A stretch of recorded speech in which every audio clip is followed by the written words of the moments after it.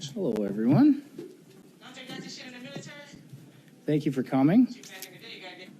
Today, the federal finance minister tabled her budget, and once again, the federal government has poured gasoline on the inflation crisis in Canada, not least by increasing the carbon tax on gasoline.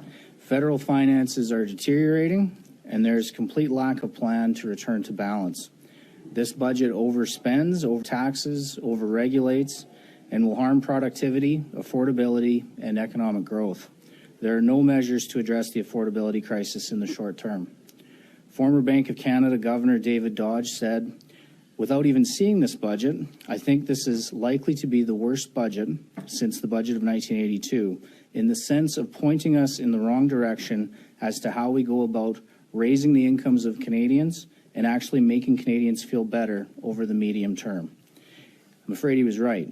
As the current Bank of Canada Governor Tiff Macklem said in the fall, government spending is starting to get in the way of getting inflation back to target.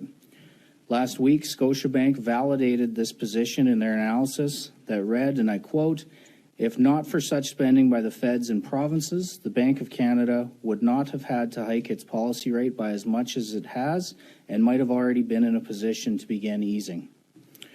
They are trying to bribe Canadians with the deficit, fueling inflation that is hurting all Canadians.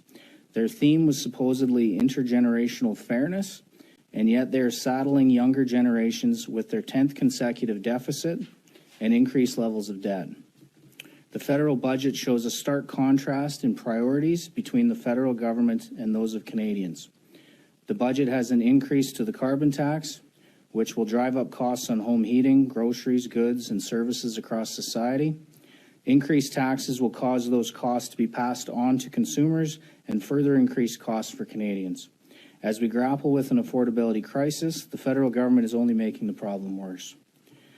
This federal government has failed to take decisive action on critical issues like Canada's alarmingly slow economic growth and the enormous financial pressures Canadians are experiencing. This budget represents yet another missed opportunity to solve any of these problems. Economic growth and investment should have been a big focus of the budget, given Canada's abysmal productivity performance and declining GDP, and these tax increases that are going to further impact investment. We will see over $60 billion a year in debt servicing costs by the end of the fiscal plan, increasing by a third over the 5-year cycle, which is nearly the same they will be spending on the Canada Health transfers to the provinces. Instead, we see rampant spending in the budget and the debilitating $40 billion deficit, showcasing that Justin Trudeau and his government lack a plan to address affordability and the cost of living crisis in Canada. Alberta was one of only 2 provinces to balance the budget this year.